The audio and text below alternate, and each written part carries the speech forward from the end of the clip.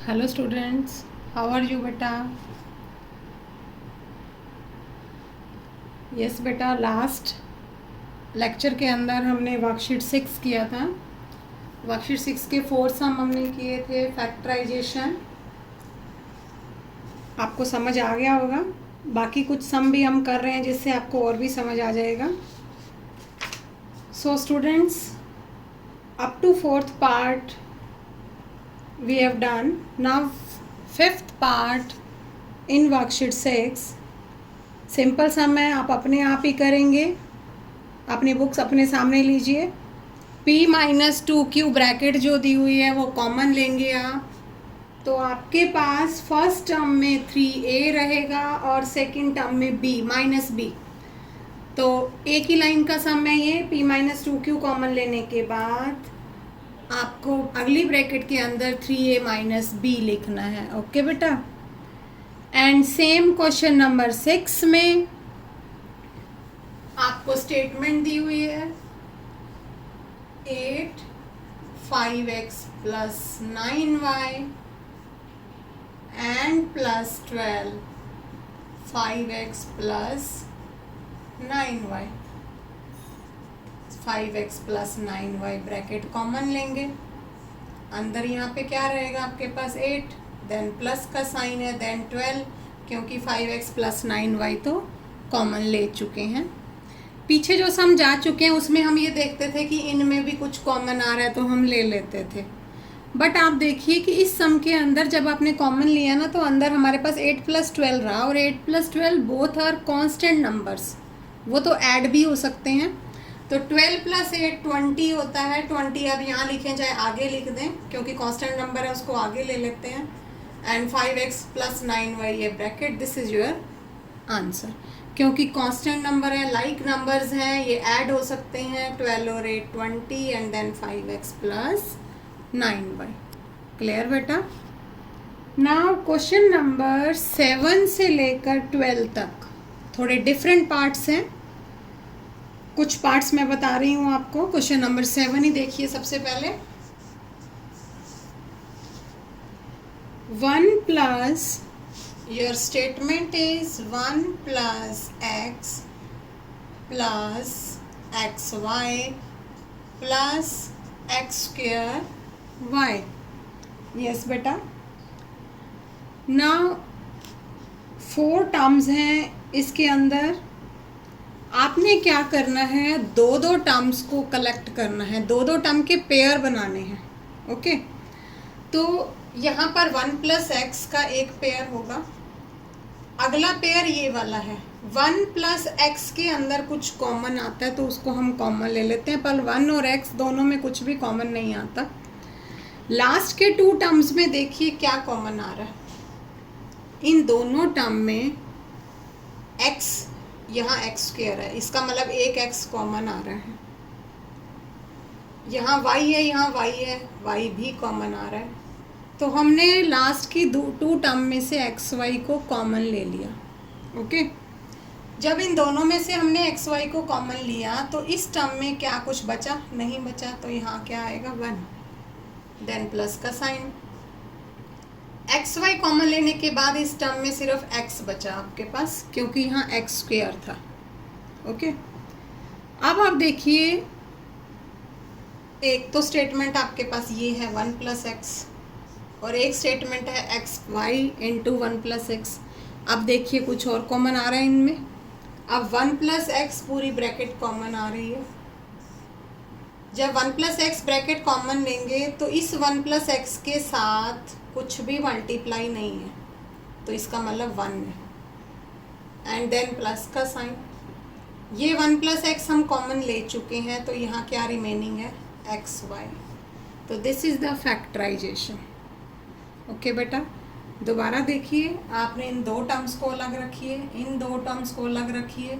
इन दोनों में से कुछ भी कॉमन नहीं आ रहा था, एज इट इज़ रहेगा। इन दोनों में से एक्स वाई कॉमन आ रहा था, तो एक्स वाई कॉमन लेने पर यहाँ पे 1 रहेगा और यहाँ पे एक्स इज रिमेनिंग। देन पूरी की पूरी 1 प्लस एक्स ब्रैकेट कॉमन ले लेंगे अगले स्टेप में, and this is your answer. Okay बेटा? यस बेटा। क्वेश्चन नंबर 8x²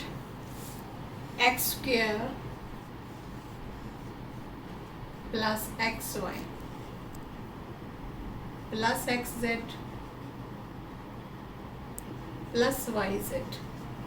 ओके, ना वही स्टेप लेने हैं आपको। टू टर्म्स को इकट्ठा रखेंगे, इन दो टर्म्स को इकट्ठा रखिए, इन दोनों को इकट्ठा। इन दोनों में देखियो क्या कॉमन आ रहा है, इन दोनों में x कॉमन आ रहा है, तो एक x हमने कॉमन लिया, ये x पावर 2 थी, तो एक x आपके पास यहाँ पर रह गया।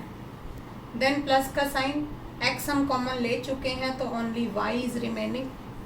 ओके बेटा, एंड देन प्लस का साइन। इन दोनों में क्या कॉमन आ रहा है, z कॉमन आ रहा है, क्योंकि x z है, y z है। जब z कॉमन लिया तो इस नंबर में x is remaining and then plus का sign, here is y remaining. Okay, आप बताइए क्या कॉमन आ रहा है। अब complete x plus Y bracket common आ रही है, x plus Y bracket common ली हमने, तो यहाँ पर हमारे पास क्या रिमेनिंग है, इसके साथ x और इसके साथ क्या था, z। This is your answer. Okay, okay बेटा। यस बेटा, सम नंबर 9th हिंट दे रही हूँ, आप अपने आप करना। इसके अंदर क्वेश्चन 8 की रही है, इसमें आप देखिए फर्स्ट 2 टर्म में से a कॉमन लेकर आपको ऑलरेडी बताया हुआ है कि a कॉमन है फर्स्ट 2 टर्म में, लेकिन लास्ट के 2 टर्म में 8 कॉमन ले लेंगे आप। 8 को कॉमन लेंगे तो अंदर ब्रैकेट में a प्लस बी रहेगा and then a plus B bracket को कॉमन ले लेंगे। सेम सम है जैसे ये वाला किया है। ओके, क्वेश्चन नंबर 10 के अंदर 10 सम वही का वही है, थोड़ा सा चेंज आपको करना पड़ेगा। हिंट दे रही हूँ, a² plus bc plus ac plus ab, ये स्टेटमेंट है। मैंने आपको बताया कि 2 टर्म्स लेनी है, पेयर बनाने हैं, तो इन 2 टर्म्स को यदि हम ले लेते हैं, इधर ले लेते हैं तो कोई बात नहीं, एक कॉमन आ जाएगा, बट इधर जो है लेने से कुछ कॉमन नहीं आ रहा, क्योंकि यहाँ a² है और यहाँ bc है, हम कौन सा नंबर कॉमन ले नहीं पा रहे। तो इसके लिए हमें क्या करना होता है, आपकी इसमें कोई फ़र्क नहीं पड़ता कि आप, क्योंकि सारे प्लस हैं, आप AC को पहले लिख दीजिए, BC को बाद में लिख दीजिए। ओके, उससे कोई फ़र्क नहीं पड़ेगा। AC को आगे लिख दिया, BC को बाद में।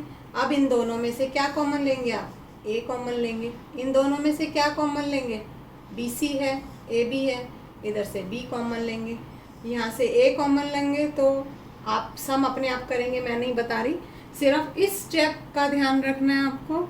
उसके बाद यहाँ पे A कॉमन लो और यहाँ से B कॉमन लो और उसके बाद सम एज इट इज़ जैसे पहले किया है। ओके बेटा। Yes students, question number 11, a² plus 2a plus ab plus 2b, a² plus 2a plus ab plus 2b। हाँ जी बेटा, सिंपल वही का वही सम। चाहे तो आप 2a को इसके साथ शिफ्ट कर दें, या ऐसे भी चल सकते हैं, इन दोनों में a कॉमन आ रहा है तो यहाँ क्या रिमेनिंग होगा, a, और यहाँ क्या बचेगा, 2। इन दोनों में भी b कॉमन आ रहा है तो here is a, then plus में 2, और उसके बाद अगला स्टेप a प्लस 2 कॉमन लेंगे, a बचेगा, इधर b बचेगा, अगला स्टेप अपने आप करना। ओके बेटा। नाउ क्वेश्चन नंबर 12 बता रही हूँ मैं आपको, उसमें माइनस साइन है, गलत मत करना। ax plus ay minus bx minus by। Yes students, first 2 terms में क्या कॉमन आ रहा है, फर्स्ट 2 टर्म में a कॉमन आ रहा है, here is x, then plus में y, क्योंकि a कॉमन ले चुके। अगली 2 टर्म में b कॉमन आ रहा है, not only b, last 2 term में माइनस b कॉमन आ रहा है, माइनस b कॉमन आ रहा है, ये टर्म भी माइनस किया, ये टर्म भी माइनस किया, तो हम माइनस b कॉमन ले लेते हैं। जब हमने माइनस b कॉमन लिया, हेयर इज x, अब आप माइनस b कॉमन ले चुके, x रहा, यहाँ से भी माइनस भी कॉमन ले लिया तो यहाँ पे साइन कौन सा रह जाएगा, प्लस का।